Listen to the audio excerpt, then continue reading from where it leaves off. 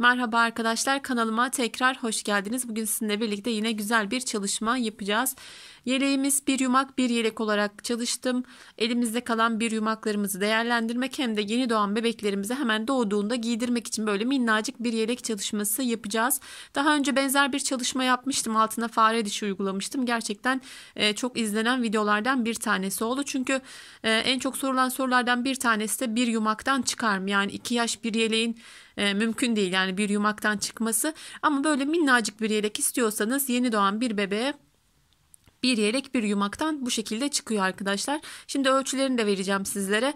Ama şunu da belirteyim. Yani yumağın metresine göre bu her zaman değişir. Benim kullandığım ipler 100 gram 250 metre bir ip. Bazen şöyle haroşanın 1-2 sırasına yetmiyor. Bazen de 1-2 sıra örecek kadar ipimiz artıyor. Yani bunu göz önüne alarak dilerseniz yani bir yumağımızdan biraz fazla bir ipimiz varsa elimizde çok daha rahat çıkar diye düşünüyorum. Dediğim gibi, çünkü daha önce de denemiştim.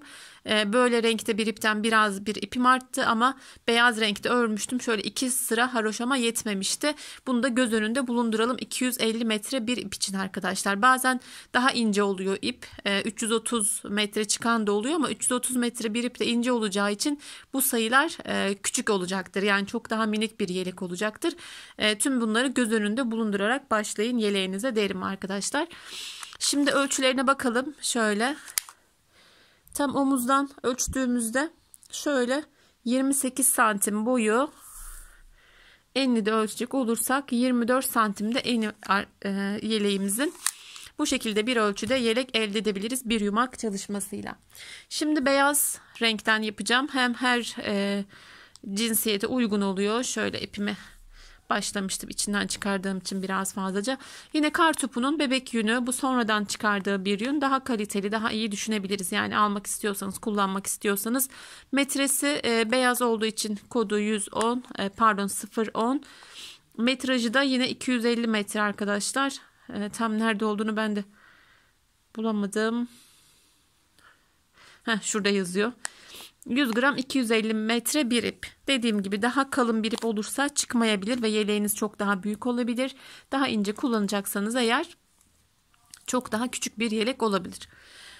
Çok fazla uzattım zaten, geçelim artık yeleğimizi yapın buna. Bunlar önemli çünkü hani bazen verdiğim sayıları yok büyük oldu, yok ipimiz yetmedi gibi hani sorular da oluyor, ama ben hepsini söylüyorum, ona göre göz önünde bulundurarak yeleğinize başlayabilirsiniz. Yeleğimize 71 ilmek başlıyoruz. 13 ilmek önler, 9 ilmek kollar, 19 ilmek arka, 2'şer ilmek de beden arasında var. Toplamda 71 ilmek. Ben şimdi başladım, 3 diş haroşamı ördüm. Şöyle ön yüzümüz. Arka sıraya geldiğimizde yaka düşürme işlemi yapacağım için şöyle şişimde 2, 4, 6, 8, 10, 14. Şişimde 10, 11 ilmek kalana kadar arka sıramı örüyorum. Şöyle tekrar göstereyim. Burası arka sıramız. 3. haroşamızın arka sırasını tamamlarken burada dönüş yapacağız. 2, 4, 6, 8, 10, 11. Dönüşümü yaptım. Önlerde 13 ilmek vardı.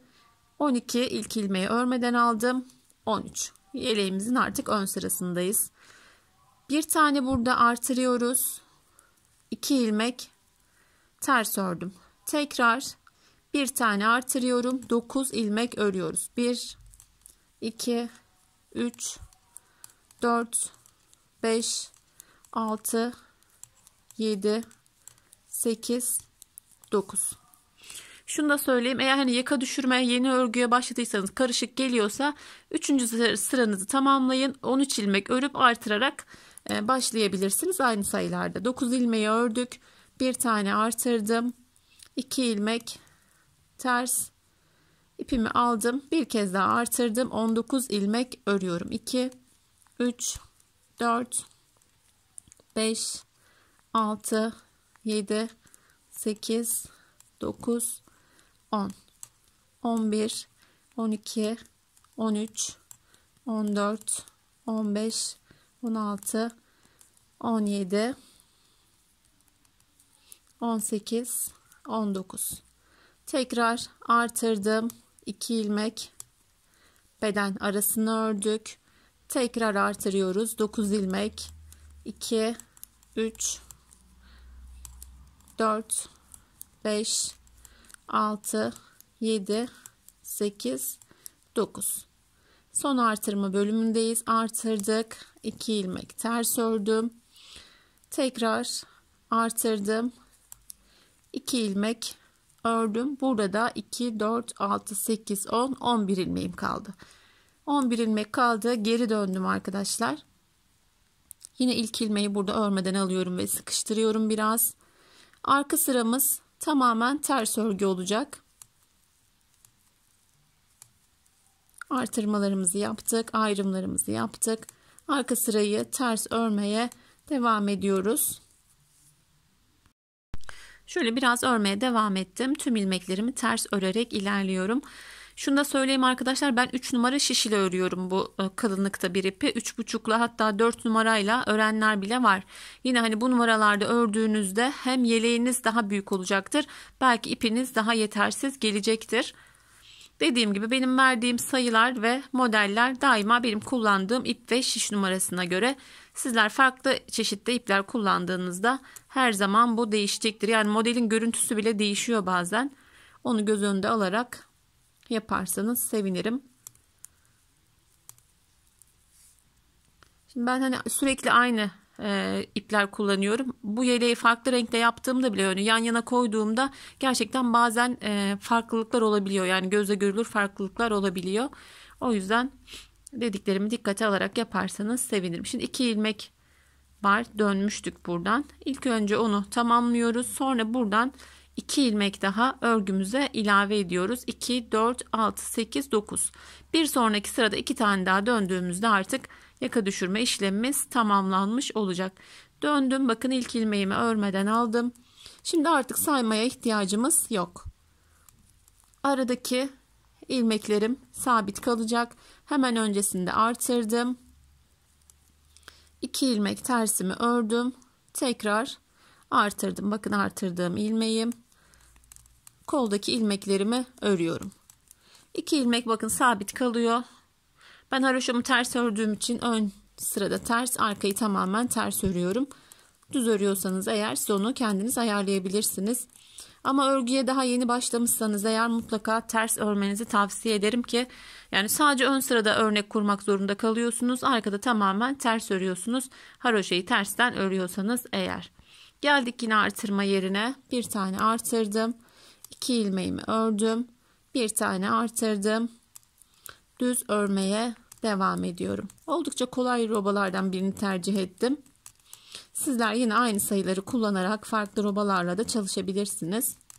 Kolaylık olması açısından. Çünkü kanalımda bir sürü model var. Roba modeli, sayılar. Onlardan tercih edebilirsiniz. Kendiniz kombin yapabilirsiniz. Yine geldik artırma yerine. Dediğim gibi saymaya artık gerek yok. Artırdık. 2 ilmeğimi ördüm. Artırdım. Örmeye devam ediyorum düz örgü olarak. 3 sırada yaka düşürmeyi tamamlayacağız. Sonrasında ben robamı örmeye devam edeceğim. Sayıları kurduk zaten.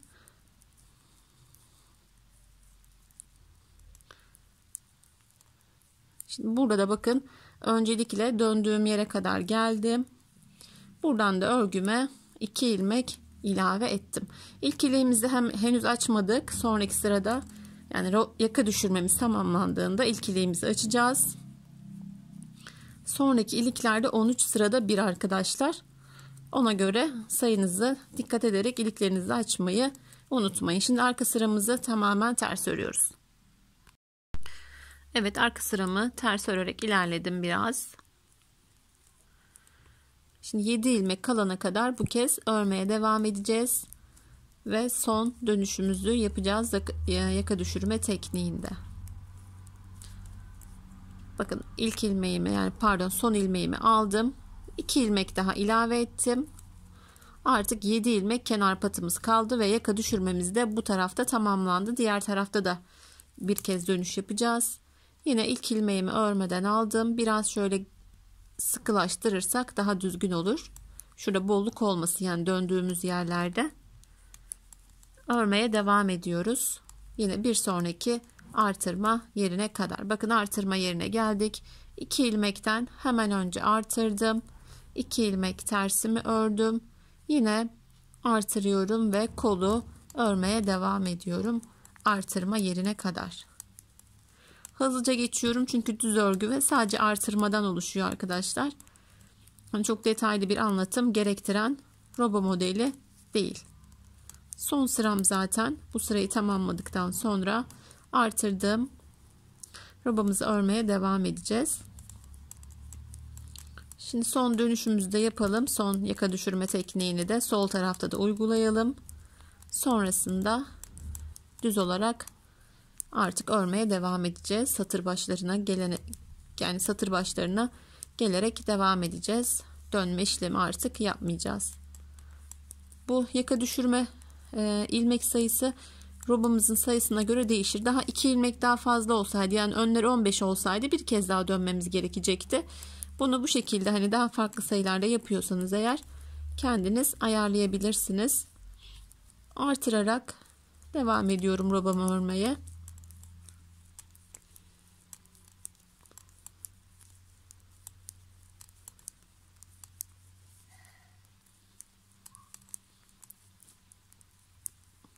Yine geldim artırma yerine, bir tane artırdım, 2 ilmeğimi ördüm, şöyle artırdım, burada 2 ilmek daha ilave edeceğim. Bakın 2 ilmek ilave ettiğimde burada da 7 ilmek sadece kenar patım kaldı. Geri dönüyoruz arkadaşlar. Artık sıramızı satır başına kadar örüyoruz. Sonrasında yine artırarak robamızı örmeye devam edeceğiz. Buraya geldiğimizde ilk ilmeğimizi açmayı unutmayalım. Şimdi robamız toplamda şu an 3 artırma yaptık. 17 artırma olana kadar robamızı örmeye devam edelim. Sonra haroşaya geçtiğimde de haroşada gizli artırma yapmaya devam edeceğim ki beden sayısına rahatlıkla ulaşmış olalım diye arkadaşlar. Öncelikle 17 ajur olana kadar robamızı örmeye devam edelim. Evet, robamız tam olarak tamamlandı. 2 sıra artırmaya devam ettik haroşamızda. 3. diş haroşamı ördüm. Henüz arka sırasını tamamlamadım. Burada kol ve beden ayrımını yapacağız. Bu tür robalarda ayrımı zaten yakadan yapıyoruz arkadaşlar. Toplam ilmeği sayıp bir ayrım yapmıyoruz. Şöyle ben işaretleyicilerimi taktım. Şöyle göstereceğim. Burada 2 ilmek var beden arasında. Bu 2 ilmeğin birini bedene, birini kola verecek şekilde ayırdığımızda kol beden ayrımını yapmış oluyoruz. Şöyle takip ettiğimizde, şu şekilde taktığımızda kol beden ayrımımız yapılmış oluyor. Aksi takdirde sayarak yaparsak mutlaka kaymalar olacaktır. O yüzden özel bir sayı saymıyoruz. Yani direkt buradan ayarlıyoruz, işaretleyicimizi takıyoruz. Sonrasında kolları saymamıza gerek yok. Zaten keseceğiz kolları. Beden sayısını sayıyoruz. Yapacağımız modele göre gerekirse kol altında artırma yapıyoruz. Şimdi ben 33 var önlerde, şu an saydım. 33, arkada 59 ilmek var. Toplamda 125 ilmeğimiz var. Kol altından ikişer ilmek artırdığımda 129 ilmekle arkadaşlar toplam 4 ilmek artıracağım. Modelimizi kurabiliriz. Bu ipim kalın olduğu için 129 olarak kuracağım. Daha ince bir ipten yapıyorsanız eğer 137 ilmek şeklinde modelinizi ayarlayın. Onu da gerekirse kol altından daha fazla artırarak ayarlayabilirsiniz arkadaşlar. Şimdi kol beden ayrımına geçelim. Benim yaptığım şekilde gösteriyorum her yaptığım yelekte bir kol kesimini. Diğer kol kesiminde sizler rahatlıkla yapabilirsiniz. Bu şekilde yaptığımızda çok daha düzgün oluyor. Hem bir sırada tamamlamış oluyoruz kesme ve artırma işlemini. Şimdi bir ön bir kolumuzu örüyoruz öncelikle. Şöyle ben başlangıcını yaptım. Şuradaki ayrıcıma kadar haroşamı tamamlayarak geliyorum. Evet, örerek geldim. Şöyle 2 ilmeğim kaldı. Tam ayrım yerine geldim. Buradan geri dönüp kesme işlemini yapacağım. 3. sıramın arka sırasındaydım. 3. diş haroşamın. Burada klasik, herkes kendi kestiği şekilde kesme işlemini yapabilir. Ben bu şekilde yapıyorum. 2 ilmeği birlikte örüyorum. Şişimdeki ilmeği geri takarak klasik bir kesme işlemi yapıyorum. Yine farklı şekillerde kesmek isterseniz, kız bebek yeleği yapıyorsanız tırtıklı kesme tekniği var. Onu da kullanabilirsiniz. Ama ipimizin yetmesi için bu şekilde yaparsak daha iyi olur arkadaşlar. Fazlaca ipiniz varsa o şekilde tercih edebilirsiniz. Bu şekilde şimdi yine diğer ayrıcıma kadar, yani 33 ilmek olana kadar, kalana kadar kesmeye devam ediyorum. Evet, kesmeye yine devam ediyoruz. Şöyle yine birkaç ilmeğimiz kaldı. Son 2 ilmeğim. Şimdiki ilmeğimi de kesmem gerekiyor. Çünkü kola ait. Takıyorum. İlmeğimi kestim. Kol altında çok fazla ilmeğe ihtiyacımız yok. Çünkü buralarda artırmıştık arkadaşlar. Gizli artırmaya devam etmiştik. Eğer artırmasaydık çok daha fazla gerekecekti. Sadece 2 ilmek artırıyoruz kol altında. Birleştirme işlemini de yapalım. Şöyle döndüğümüz için burada bir çıkıntı oluyor. İlk kestiğimiz ilmeğimizi şu şekilde esneterek takıyoruz. Üçünü birlikte ördürdüğümüzde birleştirme işlemini de yapmış olacağız. 2 ilmek artırdım kolun altında. Şöyle takmıştım. Üçünü birlikte alıyoruz ki burada ilmek artışı olmasın. Ördürdüm, biraz gerdirdim. 2 ilmek daha ördüm. Tekrar burada geri dönüyorum. Artırdığım ilmeklerimi de öreceğim. Böyle hani anlatıldığında karışık gibi gelebilir ama takiple yaparsanız eğer zaten kolay gelecektir. Şurada bakın mutlaka bu artırdığımız yerde bu şekilde ilmek uzaması olacaktır. Bunu da şu şekilde dolayarak ya da şu şekilde ikisini birlikte ördürdüğümüzde buradaki esneklik de kaybolmuş oluyor. Düzgün bir birleştirme işlemi yapmış oluyoruz. Şimdi yolumuza devam edeceğiz. Arka sıramızı örüyormuş gibi ilk ilmeğimi örmeden aldım. Bu şekilde artık kol işlemini tamamlamış olduk. Diğer kolumuz da yine aynı şekilde örerek geleceğiz. Şuradaki ayrıcımıza kadar sadece 33 ilmeğimiz kalacak. Keserek buraya geleceğiz. Arkaya dönüp 2 ilmek artıracağız, birleştireceğiz. Artırdığımız ilmeklerimizi öreceğiz. Sonrasında satır başına kadar gelerek her iki kolunda kesimini tamamlayacağız arkadaşlar. Bir kolumuzu artırdık, kestik. Şimdi diğer kolumuzu da artıralım ve model kurulumuyla devam edelim. Evet, her iki kol kesimimizi de tamamladık. Kol altından sadece 2 ilmek artırdım. Tekrar söylüyorum, ipiniz biraz ince bir ipse 8 ilmek ilave edip 137 ilmek olarak arkadaşlar kol altından da dediğim gibi 4'er ilmek daha, yani 6'şer ilmek artı 2 değil de 6 ilmek artırırsanız bu şekilde rahatlıkla kurabilirsiniz. Benim ipim oldukça tok bir ip, şöyle görebilirsiniz. Bakın robam daha büyük oldu buradaki renkten. Şimdi modelimize geçelim. Model şöyle bakıldığında bakın oldukça karışık görünüyor arkadaşlar. Ama yaptığımızda hani sıra sıra takiple yaparsanız çok zor bir model değil. Tamamı 3 sıradan oluşuyor. 3 sıra sonra yerleri değişiyor. Sadece bakın hani işlemlerin yerleri değişiyor. 3 sıradan oluşan oldukça kolay bir model. Hatta 2 sıra sayın. Bir sırada çok işlem yapılmıyor. Kesme işlemi yapılmıyor. 2 sırada kesme işlemi yapılıyor. Şimdi yapıldığında da hani anlattığımda da daha net anlarsınız. Hemen 7 kenar patımızı örerek modelimize başlıyoruz. Küçük parça halinde anlatmadım. Diğer kanalım Kardeş Örgüler örgü modelleri. Orada anlatırım ileride inşallah. Yani bu videoyu yayınladıktan sonra çekmeyi planlıyorum küçük bir parçada. Burada zorlanırsanız yine oradan da yapabilirsiniz. Şimdi ilk ilmeğimizi düz alarak başlıyoruz. Şöyle bir ilmek düzümüz devam ediyor ki şuradaki haroşalar patımızla karışmasın. Bir ilmek ördüm. 1, 2, 3 ilmek ters, 1, 2, 3 ilmek düz. Şuradaki 3 ilmeğimiz yarım örnek olduğu için 3. Şimdiki aralardaki tersler 5 ilmek. 2, 3, 4, 5. 3 ilmek düz. 5 ilmek ters.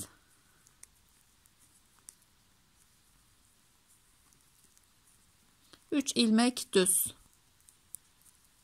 Bu şekilde sıra sonuna kadar yapacağız. Dediğim gibi bakın 1 ilmek düz ördük. 3 ilmek ters, 3 ilmek düz. Sonraki tersler 5 ilmek. Burada çünkü yarım örneğimiz var.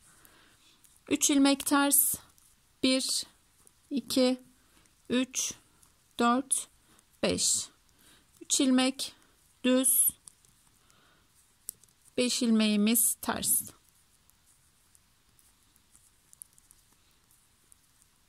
Bu şekilde örmeye biraz devam edelim. Aynı şekilde 3 düz 5 ters. Evet, 3 düz 5 ters şeklinde örmeye devam ettim. Çok fazla hani uzatmamak adına şöyle sıra sonuna yaklaştım. Devam ediyorum. 1 2 3 ilmek düz. 1 2 3 4 5. Son kez 1 2 3. Sonda yine örneğimiz yarım arkadaşlar. 1 2 3 ters, 1 düz ile bitiriyorum. Başta da 1 düz 3 ters ile başlamıştık. Sonra 7 ilmek kenar patımı örerek sıramı tamamlıyorum. Örgümüzün arka sırası tamamen ters örgü arkadaşlar. Önde ters ördüğümüz, düz ördüğümüz tüm ilmekler, arka sırada ters örgü. Arka sırada tersimizi örelim. İkinci sıramızla devam edelim. Evet, ikinci sıramızla devam ediyoruz modelimizde. Arka sıramızı tamamen ters ördük. 7 kenar patımı örerek başlıyorum yine. 7 ilmek kenar patımı ördüm. Bir ilmeğim düz olarak sabit, bu ilmeğim hiç değişmiyor. Bir tane ters, 2 tane ters. Burada 3 tersimiz vardı. İkisini ördük. Bakın şurada da 3 düz ilmeğim var. İlmeğimin düz ilmeğimle sağa doğru kesim yapıyorum. Bir tane artırdım, bir tane düz ördüm, bir tane artırdım. 3 ilmeğin diğer düz ilmeğiyle de sola doğru ilmeğimi çevirdim ve bir kesim yaptım. Şöyle tekrar özetleyeyim arkadaşlar. Bakın burada 3 tersimiz, bir düzümüz vardı. Bir düzümüz sabit. 2 ters ördüm. Şöyle 3 düzüm vardı. Düzün biriyle ve ters ilmeğimle sağa doğru kesim yaptım. Artırdım. Bir düz ördüm. Artırdım. Düz ilmeğimle yine sola doğru bir kesim yaptım. 3 ilmek ters. Yine ipimi düz örgü yönüne aldım. Düz olarak 3 tane ilmeğin biriyle sağa doğru bir kesim, artır, bir tane düz, tekrar artır. Yine bakın düz ilmeğimle ters ilmeğimi birlikte kestim. 5 tersimiz vardı burada. 3 kalıyor. 3 ilmek tersimi ördüm. Yine bakın 3 düzüm var. Biriyle kesme işlemi yapıyorum. Ortada kalan ilmekten önce artırıyorum. Bir düz, artır, ilmeğimi çevirdim ve kestim. Oldukça kolay. Böyle hani tamamına baktığımızda karışık gibi görünse de gerçekten kolay ve keyifli bir model. Yine bakın kestim. 3 ilmek ters, 4 yapmışım. 3 ilmek tersimi ördüm. Düz olarak sağa doğru kestim. Artırdım. Bir düz, artırdım. Yine 3 tane düzüm vardı. Bunun biriyle kesme işlemini yapıyorum. Bu şekilde ilerliyor. Şöyle biraz yaklaştıracağım. Son birkaç kez daha anlatacağım ve yine örgümü ilerleteceğim biraz. Kesme işlemini yaptık. 1 2 3 ilmek ters. Sağa doğru şöyle 3 ilmeğim vardı bakın. Biri ters, şu 3 ilmeğim düz. Bunun ilk kesimini sağa doğru bir artırdım, bir düz ördüm, bir artırdım. Çevirdim ilmeğimi, sola doğru kestim. 3 ilmek ters. Geldik yine bakın. Şu ilmeğim ters. Düz ilmekle sağa doğru kesiyorum. Artırıyorum. Bir düz, artırıyorum. Yine kesmeye devam ediyorum. Bu şekilde devam edelim, yine sıra sonunu birlikte yapalım. Şöyle bir miktar daha aynı şekilde örmeye devam edelim. Evet, sıra sonuna yaklaştım. Sağa doğru kesimimi yaptım. Bir artırdım, bir düz ördüm, bir artırdım. Sola doğru kestim. Yine 1 2 3 ilmek ördüm. Sağa doğru ilk kesimimi yapıyorum. Artırdım. Bir düz, artır. İlmeğimi çeviriyorum. Sola doğru kesiyorum. Aynı başta olduğu gibi sonda da 2 ilmek, bir düz tamamlıyorum. Orada bir düz 2 ilmekle başlamıştık. 2 ters, bir düz olarak sıramızı tamamladık. Arka sıramız yine tamamen ters örgü arkadaşlar. Ters sıramızı örelim ve modelimizin aslında son sırasıyla devam edelim. Evet, şu şekilde modelimiz ortaya çıkmaya başladı. Bakın bu şekilde hiç şuradaki görünümle alakası yok. Diğer modele geçtiğimizde yaptığımızda böyle iç içe geçmiş bir görüntü elde ediyoruz modelin sonunda. Henüz ilk modelde çok belli olmuyor modelimiz. Yine 7 ilmek örerek hızlıca modelime başladım. Bir ilmeğim sabit ilmek zaten. Bir ilmeğimi düz ördüm. Bir ilmek ters. Bir tersimi ördüm. Bakın az önce kestiğim yerden yine düz olarak sağa doğru bir kesim yaptım. Artırdım. Bu kez 3 ilmek düz örüyorum. 1, 2, 3. Artırıyorum. Buradaki örneğimiz yarımdı. Buradaki örneğimiz tam örnek. Sola doğru kestim. Bir ilmek tersim kalıyor artık burada. Bir ilmek tersimi ördüm. Yine bakın sağa doğru aynı şekilde kesimimi yaptım. Bir önceki sırada artırdığımız ilmek bir taneydi. Şimdi bakın buradaki ters ilmeğimiz bir tane kaldı. Artırıyorum. Düz ilmeğim 3 ilmek. Böyle sıralı yaptığınızda aslında çok zor değil arkadaşlar. Bakın artırdım. İlmeğimi çevirdim, kestim. Bir ilmek tersim var. Tekrar kestiğim ilmekler de belli. Sağa doğru kesimimi yaptım. Artırdığım ilmeğimi ve bir ilmek düz örmüştük. 3 ilmek düz olarak ördüm. İlmeğimi çevirdim yine. Kestim. Bir ilmek ters. Sola doğru sağa doğru kesimimi yaptım ve bu sıramızda bu şekilde ilerliyor. Yine şöyle birkaç tane daha yapayım. 1, 2, 3 ilmek düz örüyoruz. Artırıyoruz. İlmeğimizi çeviriyoruz. Kesiyoruz. Bir önceki sırada 3 ilmek ters örüyorduk. Artık bir ilmeğimiz kaldı. Yine kesiyoruz. Artırdım. 1, 2, 3. Bu şekilde bu sıramızda ilerliyoruz arkadaşlar. Kenara kadar gelmeyeceğim bu kez. Yine burada bakın belli zaten. 3 düzümüzü örüyoruz. Şurada artırma yapacağız. Bir tane kesiyoruz. Bir ters, bir düz olarak sıramızı tamamlayacağız. Bir sonraki sıramızla devam edeceğiz.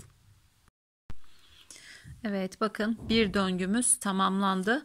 Şimdi yeni bir döngüye başladığımda aslında tam olarak anlamış olacağız modeli. Dediğim gibi hani böyle bakıldığında karışık gibi görünse de çok zor değil aslında. 7 kenar patımı örerek başlıyorum örgüme.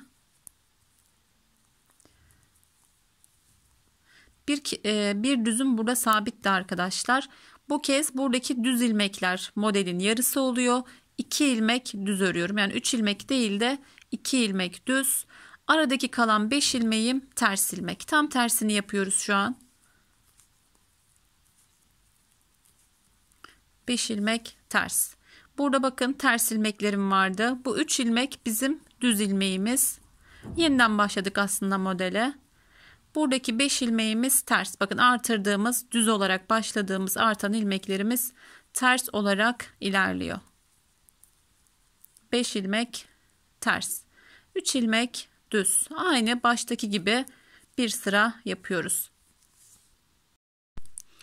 Devam ediyoruz. 3 düzümü ördüm. 1, 2, 3, 4, 5. Şöyle bakacak olursak bakın bir tane sabit düzümü ördüm. Burada ilk başta 3 tane ters ile başlamıştım. Şimdi 2 düz ile başladım. Çünkü burada yarım örneğim var. Yani şu düz ilmeğin yarım örneği olarak düşünebiliriz. Aradaki ilmeklerim ters. 3 düz 5 ters yine devam ediyoruz ama zaten şöyle kendini de belli ediyor. Bakın 3 ve 5 ilmek öreceğimiz yerler. Şöyle açtığımda örgüyü bakın görebilirsiniz. Şuradaki ilmekler 3 ilmek olacak. Şuradaki ilmekler ters ilmeğimiz olacak bizim. Yeni bir modele bu şekilde geçiş yapıyoruz. 3 ilmek düz, 5 ilmek ters. Bir sıramız demiştim. Hani 3 sıradan oluşuyor mu? Bir sırası kolay. Çünkü işlem hani artırma kesme yapmıyoruz. Sadece 3 düz, 5 ters şeklinde ikinci modele başlangıç yapıyoruz. Sonraki sırayla zaten gösterdiğimde diyeceksiniz ki evet hani bir önceki sıranın aynısı olacak şekilde devam edecek. Yine bu sıramızı bu şekilde örelim arkadaşlar. Yine şöyle göstereyim. 3 ters, 3 düz, 5 ters şeklinde. Yine sıra sonunda zaten şöyle kendini belli edecek, bakın. 5 ters, 3 ilmeği düz olarak bu sırayı da tamamlayacağız. Arka sıralarımız zaten hep ters örgüydü. Başladığımız gibi örmeye devam edelim. Evet, devam ediyoruz. İkinci modelimizin ikinci sırasıyla yine kenar patımı örerek başlıyorum.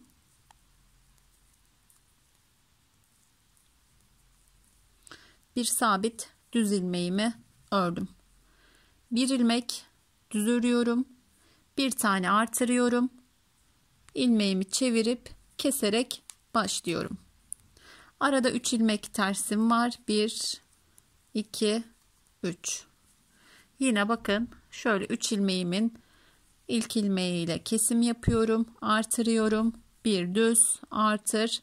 İlmeğimi çevir ve kes. Başlangıcını yaptıktan sonra diğer sıralar bir önceki sıradaki gibi arkadaşlar. Sadece hani başlara dikkat edersek gerisi kendisi geliyor. Bakın kesme işlemini yaptım. 1 2 3 ilmek tersimi ördüm. Düz olarak kesimimi sağa doğru yaptım. Artırdım. Bir düz artırdım. İlmeğimi çevirdim ve sola doğru kestim. 3 ilmek ters örüyorum. Yine sağa doğru kesimimi yaptım. Artırdım. Bir düz artırdım. İlmeğimi çevirdim. 3 ilmek ters. Sağa doğru bir kesim yapıyorum. Artırdım. Bir ilmek düz artırdım. Aynı modelimizin ikinci sırasında anlattığım gibi. Başı ve sonu önemli arkadaşlar. Bu sıramızda bu şekilde ilerliyor. Sona geldiğimizde yine göstereyim. Bakın burada sağa doğru bir kesim yapacağız. 3 ters, yine kesimimizi yapacağız. Şurada artır 2 düz olarak başında başladığımız gibi yine buradaki sıramızı tamamlayacağız. Sonraki sıramızda anlattığımda yeterli olacaktır arkadaşlar. Çünkü iki modeli anlatmış olacağım. Eğer örgüye yeni başladıysanız oldukça karışık gelebilir. Hani yapmanızı tavsiye etmeyebilirim. Hani kafanız karıştıysa eğer. Ama hani yaygın bir örgü yapıyorsanız, eliniz yatkınsa zaten bu sıradan itibaren kendiniz rahatlıkla devam edebilirsiniz. Şimdi ben yine sıramı tamamlayacağım. Son sıramla devam edeceğim. Haline bakalım. Ben de bu renkte daha çok sevdim modeli. Daha güzel gösterdi. Bakın daha iri duruyor hatta şöyle dilimleri. Beyazda her zaman her model biraz daha güzel oluyor ve gösteriyor kendini. Şöyle son sıramıza bir başlangıç yapalım.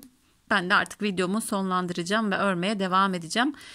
Bitmiş haline hani devam etmiyorum. Çünkü bitmiş bir tarif önümde var. Bunu da Instagram sayfasından paylaştığımda bitmiş halinde görebilirsiniz. Bazen bunu bırakıyorum. Başka bir modele geçiyorum. Bitirmem zaman alabiliyor.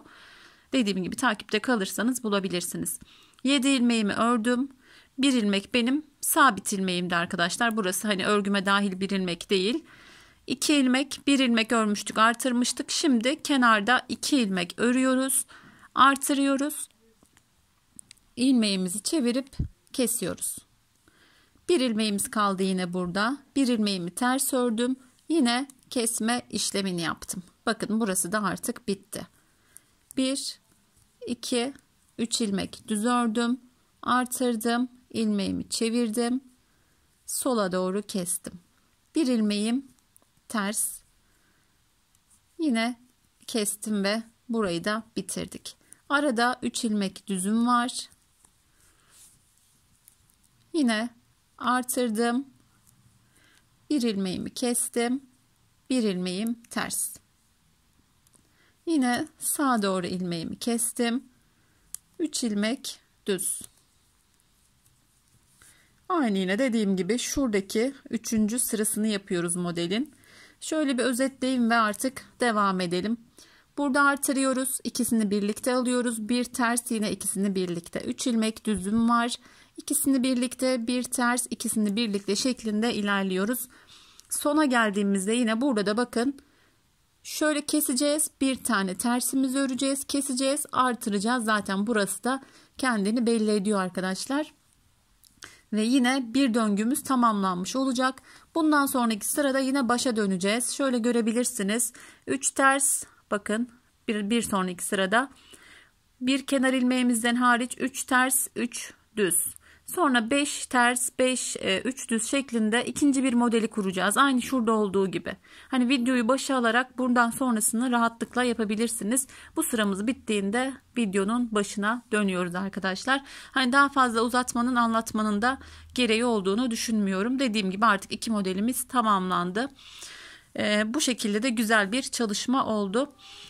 Şöyle boyunu sayacak olursak da 13 sıralarla bir açmıştık. Son iliğimizi açtıktan sonra ve modelimiz bittiğinde, yani şöyle artık bu sıraya geldiğimiz, öyle söyleyeyim.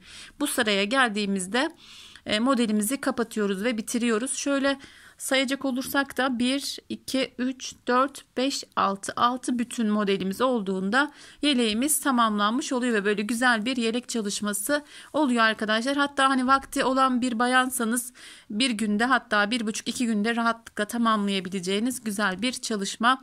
Farklı renklerde yaptığınızda pembe, mavi, yine farklı görüntüler, güzel görüntüler elde edebilirsiniz. Çünkü bakın şurada hani oldukça farklı bir görüntü elde ettik bu renkte de. Evet, ben elimden geldiğince anlatmaya çalıştım. Sizler de umarım kolaylıkla yaparsınız. Yapamadığınız, takıldığınız yerlerde yine yorum bırakın. Ben en kısa sürede yardımcı olmaya çalışırım. Yapacak olan herkese şimdiden kolay gelsin. Yeni bir modelde, yeni bir videoda görüşmek üzere. Allah'a emanet olun. Hoşça kalın.